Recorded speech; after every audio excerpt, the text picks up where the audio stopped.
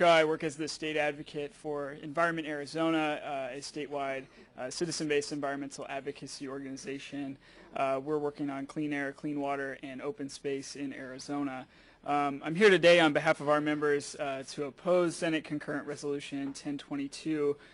Power plants are the single largest source of pollution, fuel, and climate change in Arizona, and we are already seeing the effects of a changing climate right here at home, from our seemingly never-ending drought that we heard about at the beginning today from the Central Arizona Project, to more intense wildfires and hotter summers.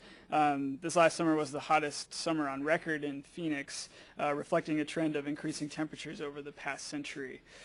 The science is clear on how greenhouse gas emissions and carbon pollution affects our atmosphere, and it's also clear that power plants and coal-fired facilities produce harmful pollutants that are detrimental to public health. The Clean Air Act has proven a 40-year history on reducing pollution and protecting the public from harmful pollutants. And now is the time when we should be looking ahead for answers to our aging, polluting, and limiting sources of fuel and not clinging to them. Over the next few decades, coal and gas will become more scarce and more expensive. Arizona's greatest resource is right above our heads, and the cost of solar continues to go down as demand increases. So over time, and even right now, that is where abundant and reliable fuel can and will come from. So I urge you not to kick the can further down the road on cleaning up and transitioning away from these facilities. Arizona deserves a cleaner energy future. Thank you very much. Thank you. Any questions for Brent? Yes, Senator Crandell. Thank you. I appreciate you coming in, and you made the statement that the scientific evidence has proven that the greenhouse gases, carbon dioxide, I'm assuming is what you're referring to, has proven to help in the climate change.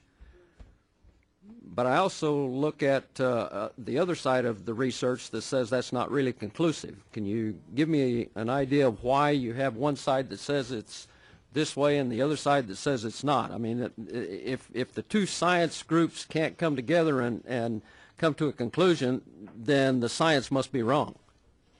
Madam Chair, Senator Crandell, I believe, and I'd have to double check on this, but it's something like 98% of scientists working on these issues agree that CO2 and greenhouse gases are producing these effects, and so there's a small percentage that have some other science that's out there and readily available to look into. But I think when you weigh the 98% against a small amount of science, it's pretty clear what's going on.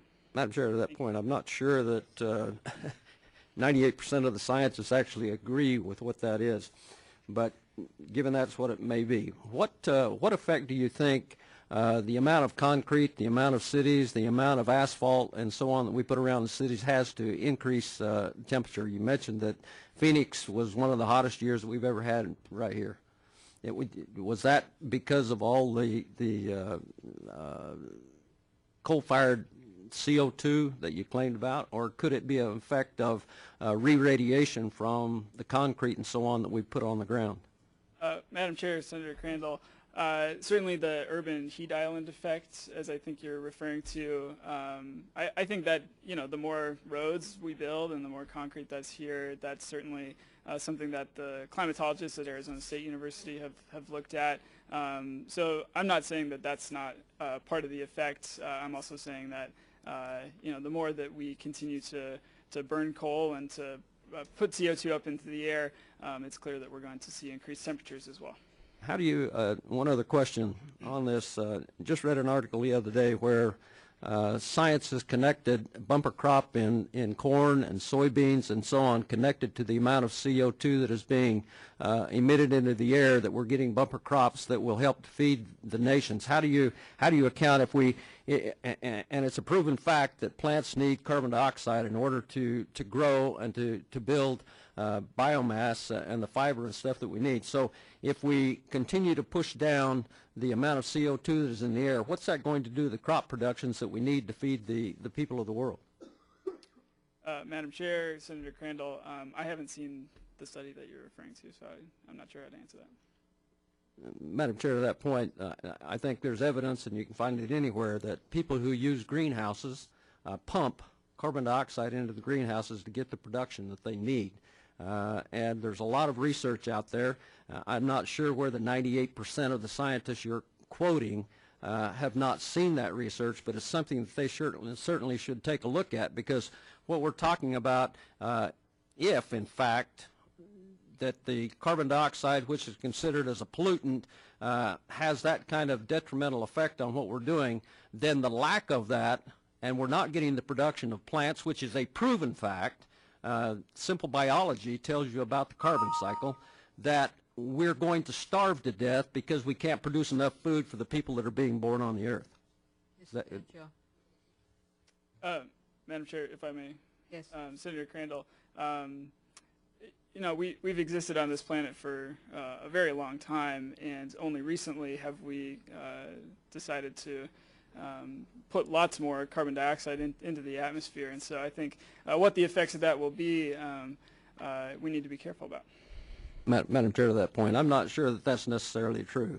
I don't think we can go back all the times that this earth was being created and determine how much carbon dioxide was actually on the earth, when there was a lot more animals, there were a lot more plants, there were a lot more things that were here that we don't have a record of and we don't know. So for you to make that statement that, you know, we're a lot further down the road and we're creating a whole lot more carbon dioxide, which you consider to be a pollutant, I'm not sure that you can make that connection. The point being is that I think we're going to be here for a whole lot longer, and I think that, in my opinion, the use of carbon dioxide to produce more food and fiber for the people that live here upon the earth, which is a continuing rising population, is more important than trying to limit the most important product in the formation of plant fiber, and that's carbon dioxide. Thank you, Madam Chair. Thank you. Any other comments for Mr. Fanshawe? Seeing none, thank you. Thank you very much. Okay. Joseph K.